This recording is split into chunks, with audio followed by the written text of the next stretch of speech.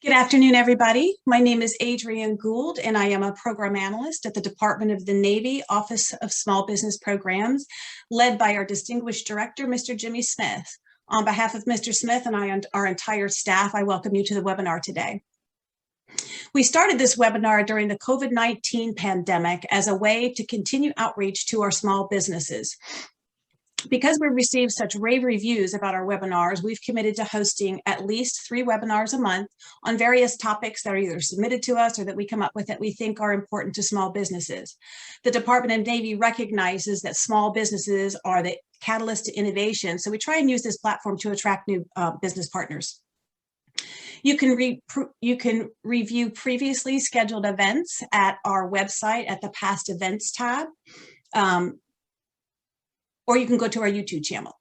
I'd like to direct you to our website, www.secnav.navy.mil/small-business, where you can view a wealth of information on small business, to include the Department of the Navy OSBP operations plan. You can locate your small business professional, and you can find out more information on how to do business with the Navy, in addition to reviewing the long-range acquisition forecast plans from each of our major buying commands. In addition, to stay current on Department of Navy OSBP upcoming events, you should connect with us through our social media network.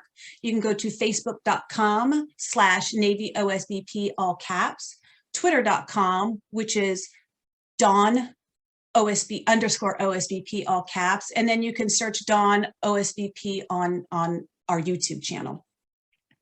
Upcoming events that we have: on May 25th, we have the Small Business Administration going to talk to us about hub zones. And on the 10th of June, we'll have NAVC, Ms. Ann Bannister, leading a discussion with the National Research Program Office. And again, if you go to our website, you can find our calendar of events and all the webinars coming up. To stay current on OSBP upcoming events, you can register for our mailing list at our homepage, and you'll be able to stay up to date on upcoming events, our command events that are going on, industry days that are going on, and just a wealth of information that goes across the Department of Navy enterprise in regards to small business. Today we have Ms. Cathy Mule. She is a former naval officer, and she is a senior civilian now at the Office of Naval Research. She is the Science, Technology, and Intelligence Liaison Officer, and she's going to talk to us about export controls. Before we get started with Cathy, I would encourage everybody to use the Q&A function to ask any questions. We'll answer them after Cathy gets done, and we'll also monitor the chat for anything that comes in.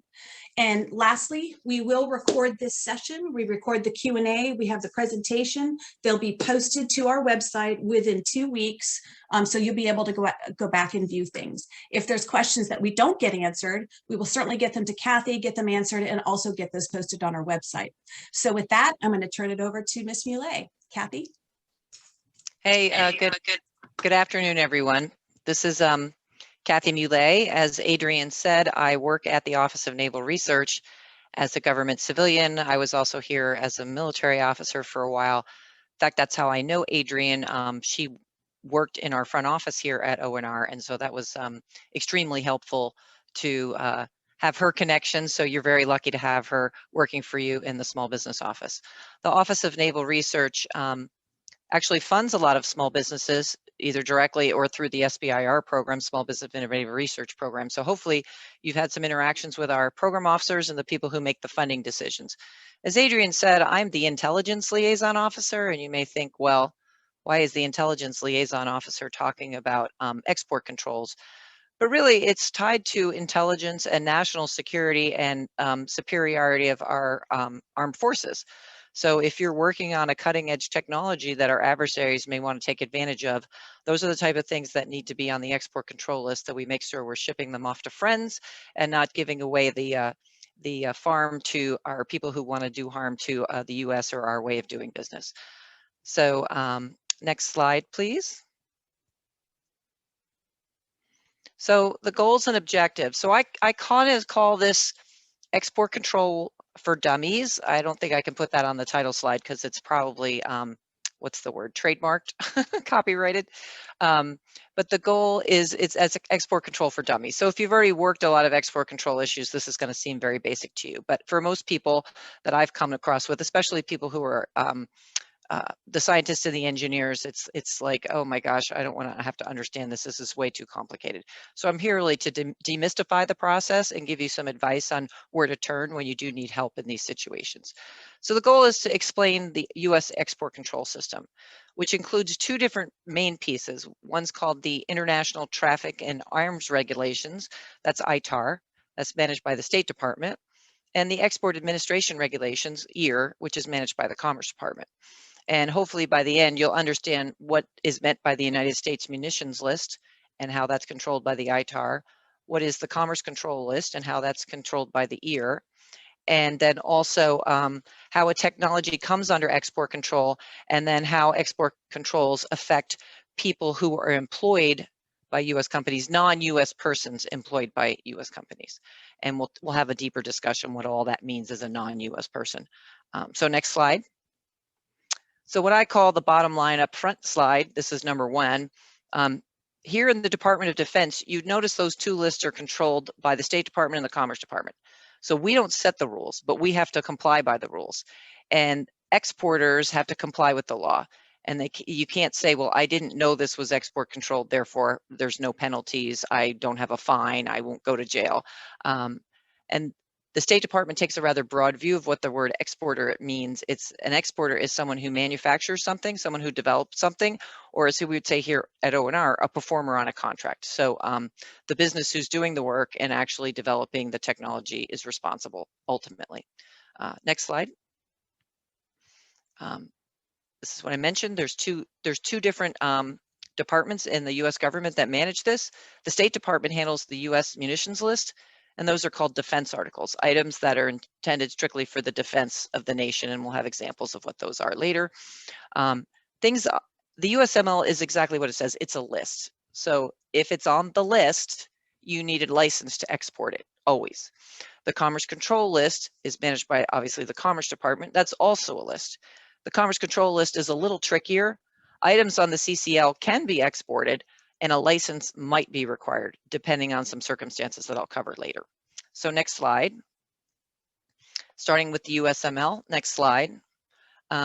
This is for the lawyers in the House. This is the actual US code that explains how we have the president has the authority to control the export of defense articles. And as I said, the United States munitions list is composed of things that are considered defense articles. And then he delegated that to the State Department. And so that's the rules, the ITAR regulations. And so the ITAR equals the rules for exporting defense articles. And a defense article is anything on the US munitions list. Next slide. So as I mentioned, the USML is indeed a list, so it's well named. And it's what they call a positive control list. If it's on the list, it's under the ITAR. And one of the best things to find out, I always find people find useful, is that the USML is totally publicly available. It's online, it's on the internet.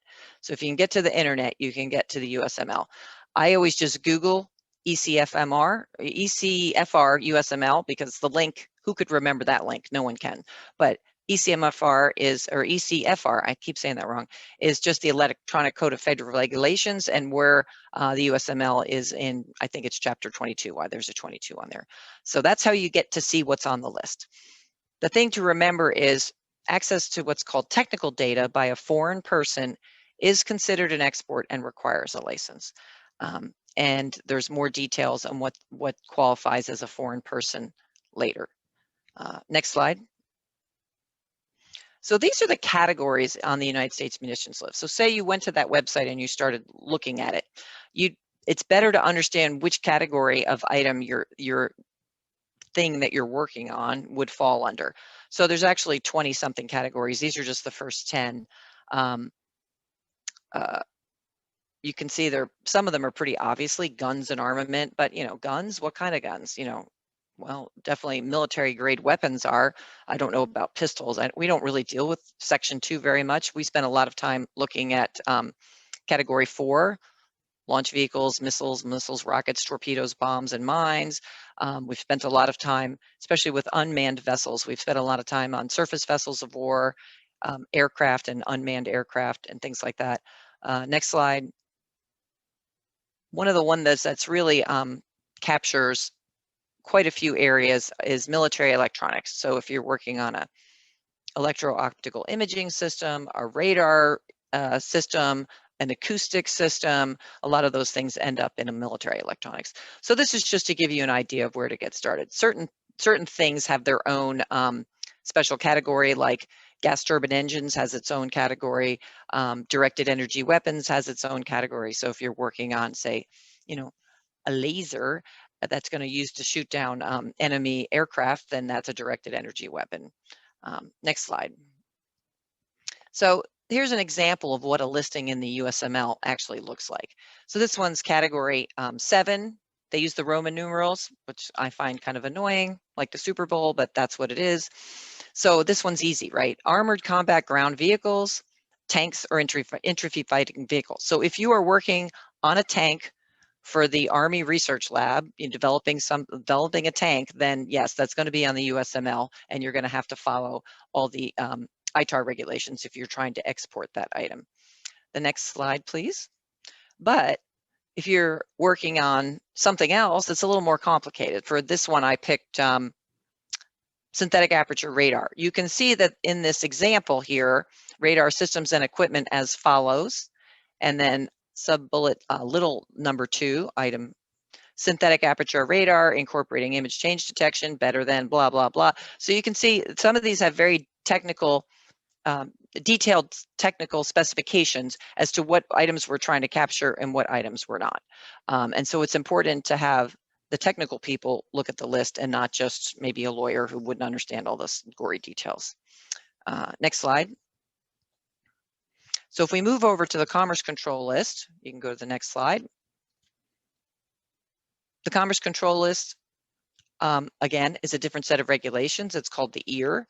It's managed by the Commerce Department, specifically a group within the Commerce Department called the Bureau of Industry and Security, BIS, B-I-S. And of course, they also have a website that's very useful. So you can go to the BIS website and see all the categories of the Commerce Control List. As I mentioned in the beginning, things on the Commerce Control List may need a license before they're exporting, before you can export it. And the may is, what are you exporting? Where are you exporting it? Who's going to get it? And what are you going to use it for? They call that the end use. So next slide, please. The Commerce Control List also has its own categories. Of course, they don't correspond to the categories on the USML. I mean, this is 2 different agencies within the United States government. You wouldn't expect them to coordinate. So you can see here how they split out. We do a lot of work in category 8, Marines, marine science stuff, obviously, sensors and lasers, navigation, avionics. But you can see, at least tell you where to start if you're asking a question about, I don't know, like a laser used for cutting certain types of high-end materials. Is that export controlled or not? That would be the first place you'd look. Okay, next slide. So everything in the Commerce Control List gets a little number assigned to it. And the number is called the ECCN, Export Control Classification Number. So here's an example I pulled out of category 8 on submersible vessels. And it says right here, if you're building a manned, tethered, submersible vessel designed to operate at depths exceeding 1,000 meters, it's on the Commerce Control List. So that one's pretty straightforward.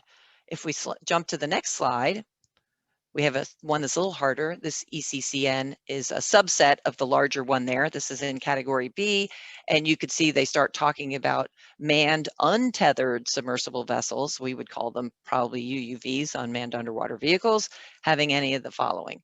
And you can see in this case, there's a B1, a B2, and a B3. And these, because of the or there under paragraph B2, designed to operate at depths exceeding 1,000 meters or having all of the following. So you got to get your, I think it's called Bayesian logic down, the and or statements to understand it. Does it have to meet all 3 of these? No, in this case, it has to either, if it's on B1, it could be controlled, or if it's B2, it's controlled, or if it's B3, it doesn't have to be all of the above. So next slide. So this is what we're talking about, foreign persons working on export control technology. So if someone in your company is a foreign person, and I'll explain what foreign, there's a definition for that too. has access to the technology, including just technical data. He's not actually looking at the item, but say it's the design drawings or the specifications, all those things. That's considered an export. So even if that's the company's here, I mean, I live in Virginia, if it's here in Virginia and you have this guy who's Canadian and he's working in your manufacturing facility in Virginia, that's considered an export, even though it's all taking place for a US company within the borders of the United States, because he is a foreign person. If it's a USML controlled technology, you need a license for him to work on it from the State Department. And if it's a CCL technology, then a license might be required from the State Department, depending on what they call the reason for control. And every ECCN, every little number in that Commerce Control List lists what they call the reason for control. And we'll cover that a little bit later on. So if you can go to the next slide, please. Here we go. A foreign person is anyone who is not a US person. My first reading of that was, duh, but it's actually a little more complicated than that. So the way it works is that anyone who is a US citizen is considered a US person, okay? Anyone who is a US permanent resident, what we would call a green card holder, is considered a US person. You wouldn't need an export license for them if they are a US permanent resident. People who have special status as a protected person under this certain law, that's certain types of refugees. We don't run into that one very often. Corporations and businesses incorporated in US law are considered US persons. That's really more for like law enforcement investigations. So they can't just randomly collect data on the company. They have to have a search warrant and reasons to collect that kind of information. So basically intelligence organizations can't just start spying on US companies without due cause. And then of course, any part of the US government. So if we jump to the next slide. Oh, I'm just refreshing to remind everybody. So the key points up to now, USML controlled under the ITAR by the State Department, Commerce Control Lists is managed by the Commerce Department and the rules of the year. And the thing to remember is that there's different sets of rules. Of course, there's different sets of forms and there's different licenses. However, items should never be on both lists. If they're on both lists, there's a problem. They have a whole process to determine which list it belongs to. So if we can jump to the next slide. So as I mentioned, things should never be on both lists. Sometimes it's hard to know, especially with emerging technologies, is this controlled by the ITAR or is this controlled by the EAR? If the developer is not really sure where it fits and which set of rules to follow, they submit something called a commodity jurisdiction, I can't even say it, commodity jurisdiction request, commonly just called a CJ. So somebody said, oh, I have a CJ on this. You know what they're talking about. Commodity jurisdiction, where does it belong? It goes to the State Department. The State Department basically has right of first refusal. They can look at it and say, yep, this is on the USML, you have to follow our rules. Or they can send it to the Commerce Department and Commerce will be like, no, this is ours, you have to follow our rules. Sometimes there's a fight between those different organizations. At ONR, we often get fights too strong of a word. It's undetermined. We will get contacted by a group called DTSA, the Defense Technology Security Agency, or the Navy International Programs Office, and they'll say, Company X put in a CJ on this particular technology. Where does the Navy think it should fit? Do you think it makes more sense to be on the USML or on the Commerce Control List? And we get to submit our inputs. I wouldn't say that the State Department always follows them, but at least they come and they ask us the question. So there's a whole process for that. So next slide. So if you do have a foreign person in your company working on a technology, the EAR and the ITAR apply slightly different sets of standards on whether they can work on it or not.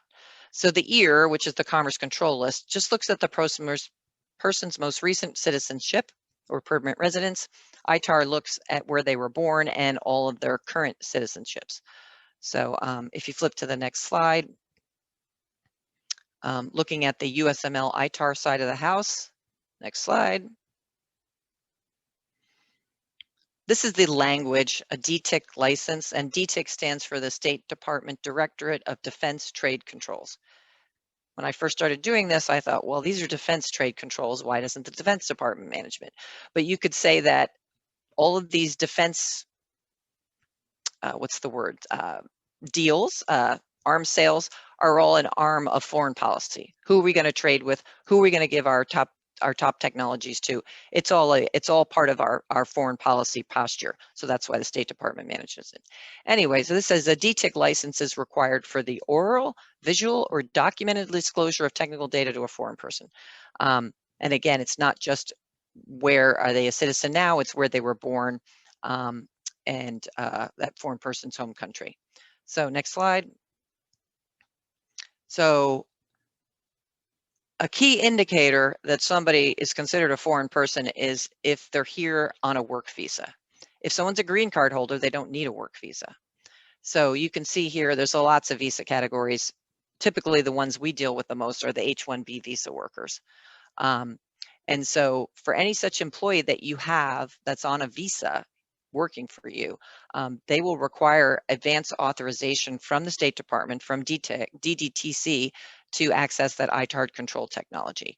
And there's of course, they have an online system to do all these applications now called DECCS, and that's the link to it from the State Department website. So you register for an account, you submit the information, and then they review the application. Next slide. This is the part that gets a lot of people confused, gets a little complicated, but it's actually a pretty big relief valve, actually, for most companies. If someone is a dual citizen and one of their citizenships is the United States, the person is considered a US person. So you don't have to get a license for them. So for example, I mean, in the federal government, we have people that are dual citizens. You could be a dual citizen of France and the United States. For ITAR regulations, you're considered a US person, and therefore you don't need to go through any of the licensing application requests or anything like that. It makes it just so much easier. Now, if someone's a dual citizen of 2 countries, but not including the United States, that makes it a little more complicated. So that guy that I mentioned was born in France. If he was born in France, but now he's a citizen of Canada, you have to look at the sets of rules for both France and Canada to make that determination. And obviously, whichever one is more restrictive is going to apply. So next slide. Again, we talk about where they were born and their current citizenship. So this one is the example I sort of talked about. Canadian permanent resident born in France is Canadian French for ITAR purposes. The one that gets a little trickier is a Canadian permanent resident born in China would be considered Chinese for ITAR purposes. And there's a whole section of countries that they will not issue license to if they're not already a US resident. And I think that list might be on the next page. Yeah. So in another chapter of the US Code, in the section Title 22 of the chapter, you can see here, these are the 4 countries that are currently on the we're not going to export to you list, and China is on there. So if something is on the USML and you have a Chinese person who is not a US person, you can't have them working on the export control technology. Next, and check this list. The list changes, depends on who we're friends with. So, I mean, I don't think Venezuela was on that list 15 years ago, but they certainly are now. So, okay, next slide. So this is the State Department website. I just took a screenshot of it just so you could see what it looks like. And you can see here, they got a whole section, understand the ITAR, conduct business. And then here is this DECCS. This is how you can register, get your licensing, and they do training and things like that. So support, there's a support button over there. So don't be afraid to just poke around their website. It's not gonna bite you. And they actually have a lot of really valuable resources on there. Okay, next slide. So switching over to the Commerce Control List in the EAR, next slide. Back to the foreign national question. The Commerce Department just generally looks at if they have citizenship in one country and permanent residence in another, they just look at their most recent country. And that's buried in their website in their frequently asked questions section. So again, it's just a slightly different approach. So next slide. I talked about this at the very beginning. So Commerce Control List, you might need a license to export something, depending on what are you exporting, where are you sending it to, who's going to receive your item, and what's called the end use of your item. And when they say, what are you exporting, they really specifically want to know what is the export control classification number, ECCN. And I'll have a way to show you what those are. and then again, all those other questions. So if we hit to the next slide, the ECCN is a standard alphanumeric code that describes everything on the list. They're all in this Commerce Control list, again, all available online. And there's this weird section, and I don't really understand it that well, so I should probably do some more homework on it. There are things that are subject to the EAR that are not listed in the EAR 99 section, which seems a little odd to me. They're not listed on the CCL, but they're subject to EAR 99. I do think it's related to exports to those countries that we talked about that we're not going to export, like Venezuela and Belarus and places like that. Next slide. So every ECCN starts with a number. So the first placeholder is a number, and you can see the number relates to the categories that I showed earlier. So if it starts with an 8, it would be in the marine section. And then every second placeholder is a letter, and it's A through E, and that you can see the A always talks about systems, equipment, and components. So that's the top level stuff. B tends to be test and inspection equipment or items to make such an item, production equipment. C is the materials needed to build such the item. D is the software, and then E is other technology applied to it. So there is a method to the madness on all these ECCN numbering. You can decipher them. So if we hit the next slide, I'll show you, this is a screenshot of what the Commerce Control list actually looks like, and it's the very top of the marine section. So you can see at the top, it's, first of all, actually I cut it off to make it smaller, but every one of these has a date at the bottom, and they're PDFs that they publish. I tend to go back to the website to make sure I have the most recent PDF. The USML is updated like in real time on the website, but these are these PDFs, and if you download the PDF and refer to it, it might have changed. So don't be afraid to go back to the website to pull down the newest one. But you can see here, it's category 8, marine equipment. And this is what I said, the A stands for end items, equipment, and accessories, attachments, parts, components, and systems. And then 8A001, submersible vessel vehicles, as follows. And then here's the important part. Every one of these ECCN entries has something called a license requirement, has a reason for control. And they use these little acronyms under reason for control. And in this one, NS stands for national security, and in AT stands for anti-terrorism. And you can see here, it's sort of a weird thing. There's not just national security, there's 2 flavors of national security reasons for control. And there's column 1 and column 2, and I'll explain that in a minute. Same thing with anti-terrorism. These are all basically come out of like trade deals and other mutual security assurances. So there's something called the Wasanar Agreement, which is pretty famous. I can't spell it. I think it's a country, a city in Belgium, where they first set up on these controls. Well, you know, among our allies and our friends, we're going to export these things and not export those things. So what happens is you find that reason for control, and then you go to something called the country chart. And I have that highlighted in yellow. You can see supplement 1 to part 738. So if we go to the next slide, it'll show you this is what a country chart looks like. And I'm an engineer by training, so I like this chart because it's just a lookup table. You go and you say, okay, my item is controlled in national security column 2. That's what it said on the last page. And I want to export it to Canada. So if I look across at Canada, there's no X. I don't need a license. But if I want to export it to Burundi, there's an X. I need a license. So that's telling you whether you need a license or not. And this is related, especially for your foreign workers. You would know if I need to get a license for him to work, a foreign person working on your technology.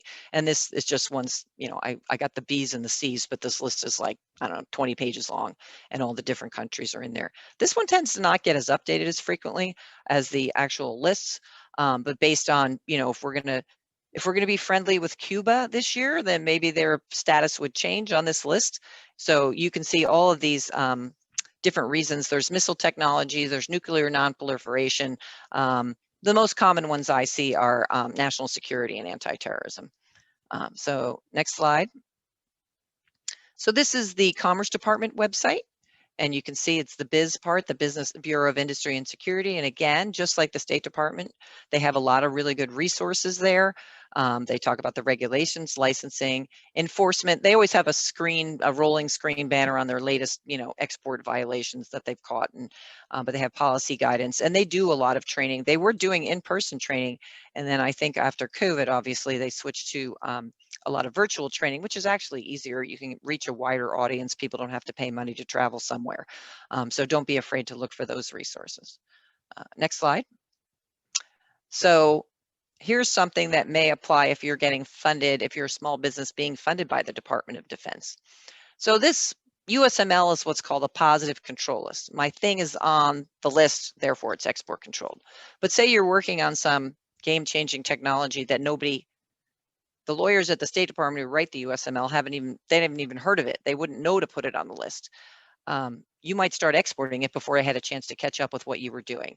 I always use like the flux capacitor from Back to the Future as my example of cool technology. So to capture this, to solve this problem of the horse getting out of the barn before you even realize you need to shut the door, the State Department began adding language about developmental items funded by the Defense Department. So what they say, and in these 13 categories. So it's not every category, but it's a lot of them because there's like 23 altogether. So you can see in these 13 categories, and I think if you go to the next slide, it'll show us what the actual language is. And again, written by lawyers, so you got to, if you're not a lawyer and it intimidates you, there's a lot of double negatives and what does this mean if then statements.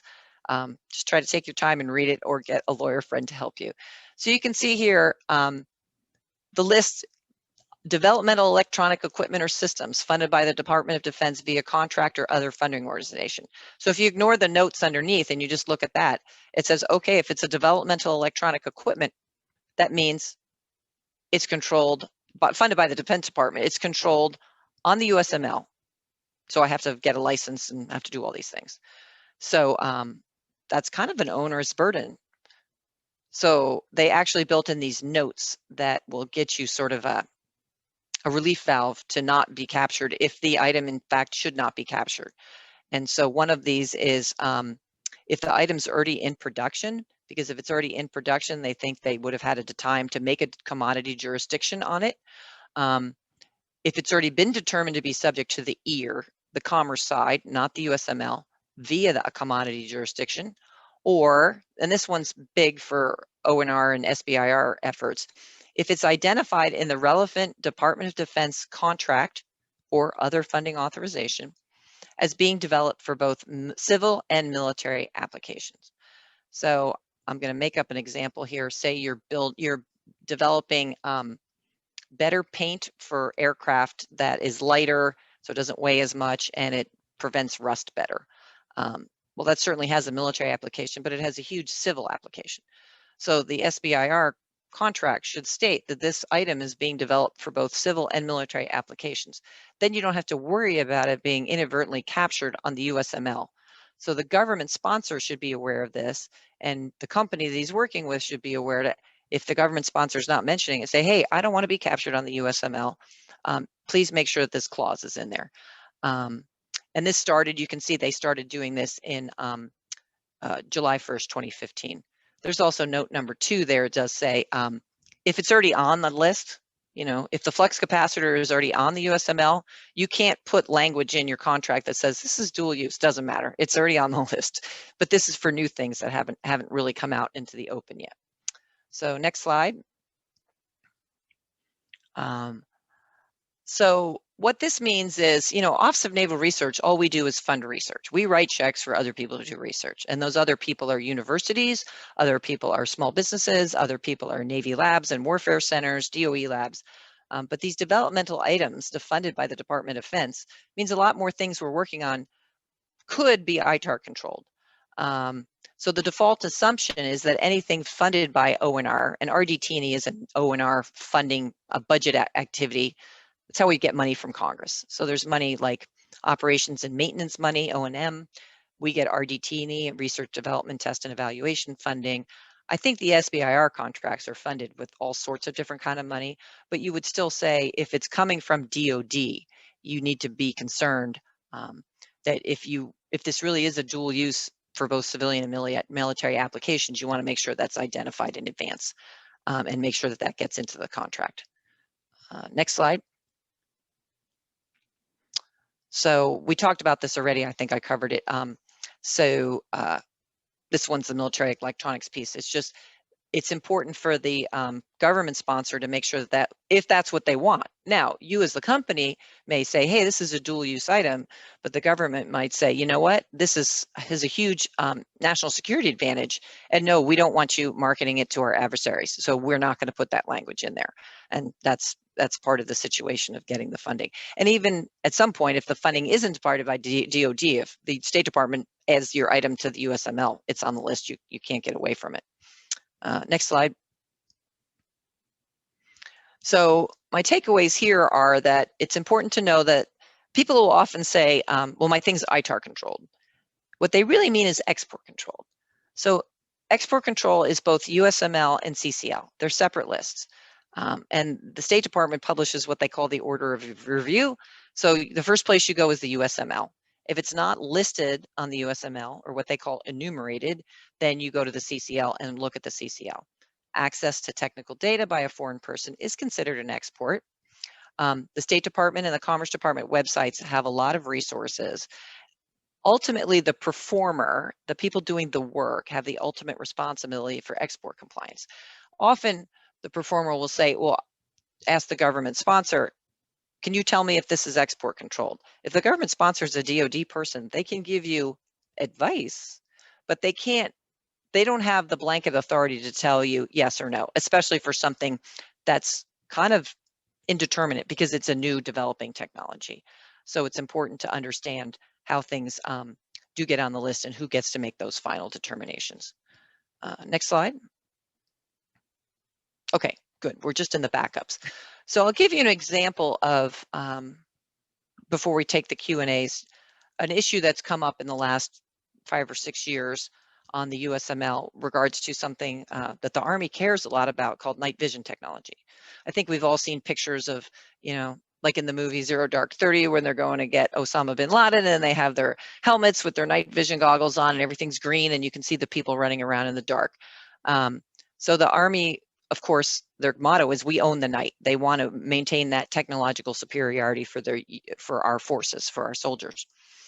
However, lots of cell phone companies are developing night vision technology because they want you to be able to take a video of your kid blowing out the candles on her birthday cake in the dark and have the video come out. So while the Army may be advocating strongly to keep that as a protected technology, the rest of the world isn't slowing down. So South Korea and Japan and France are all pushing the envelope of night vision technology.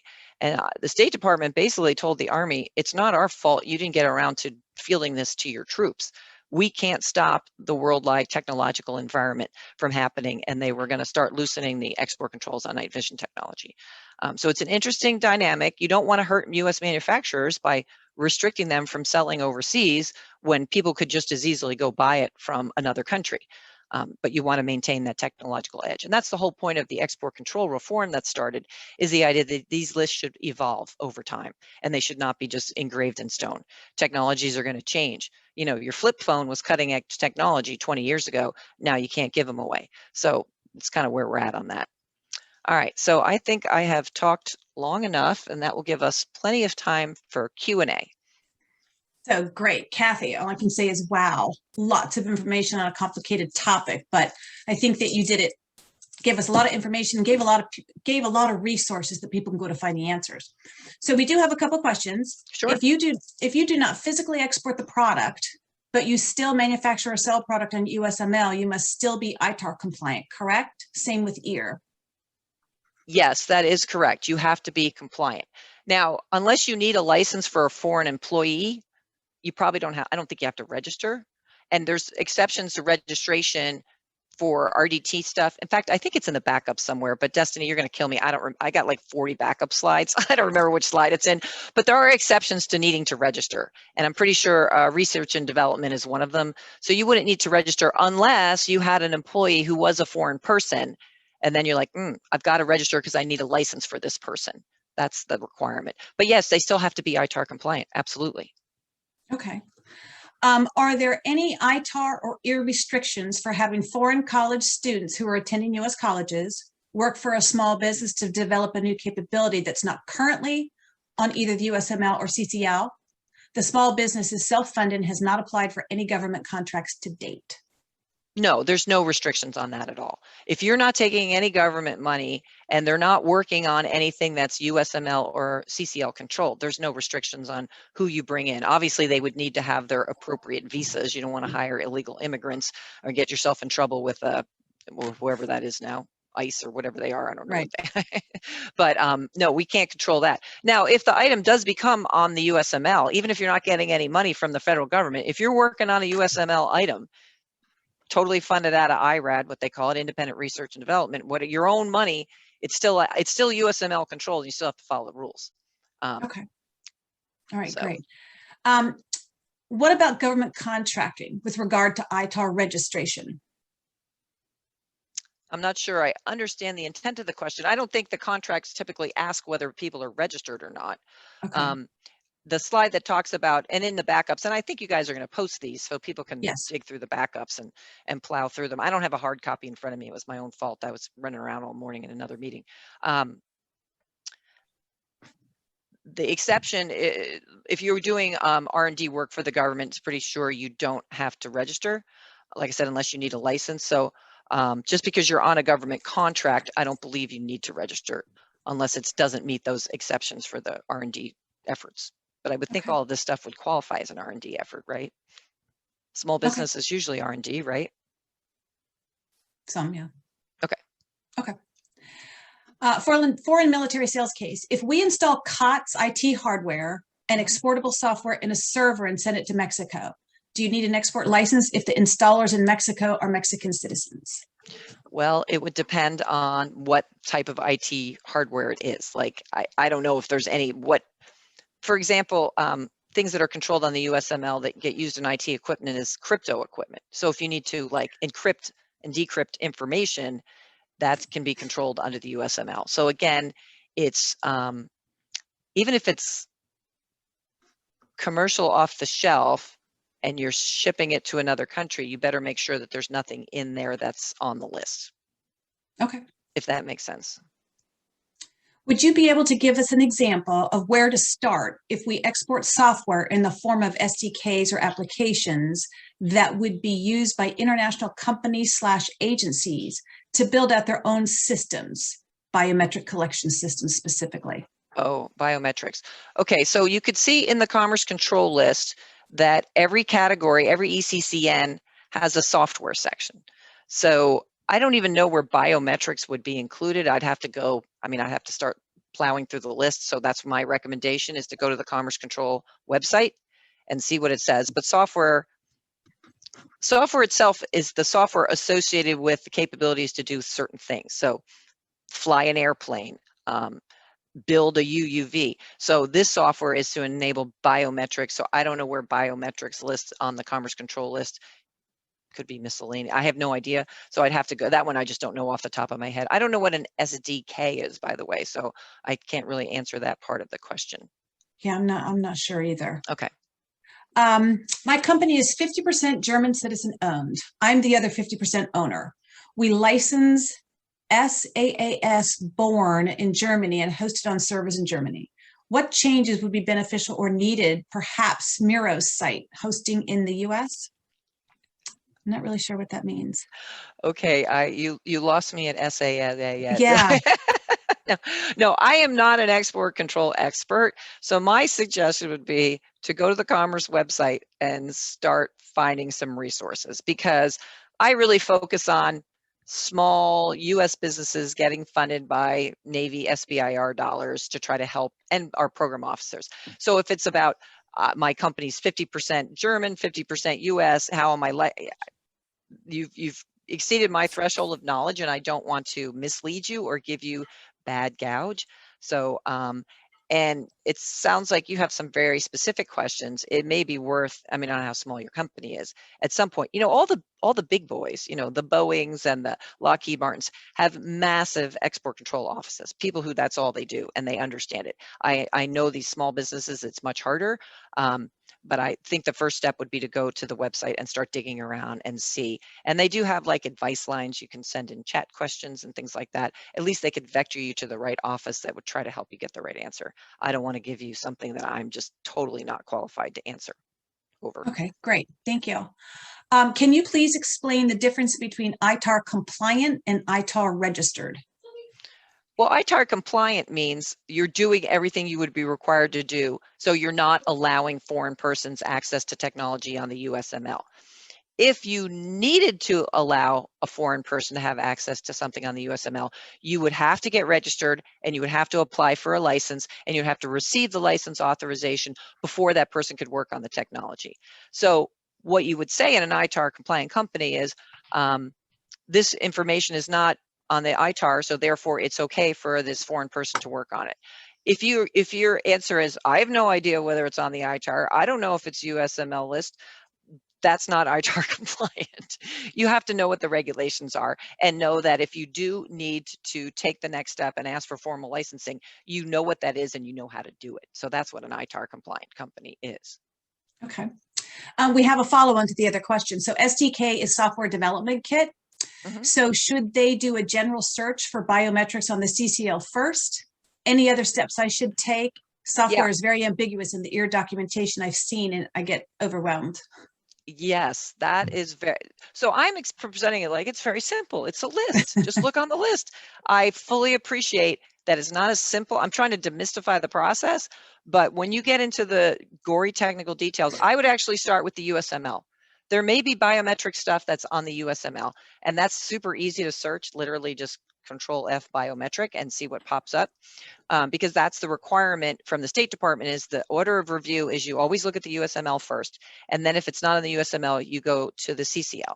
And then if it's very confusing in the CCL, that's when I would recommend reaching out to people at the Commerce Department to try to understand. And if you're on a government contract, like say you're being funded by somebody in the DoD, we can certainly reach out to DTSA, the Defense Technology Security Agency.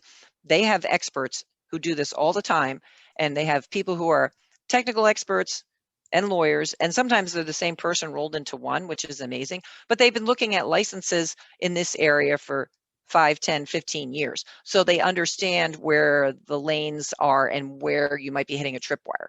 So if you're already funded by the DoD, the DTSA is a good resource that you can talk to your government sponsor to talk to, you know, the next level up, whoever you're like.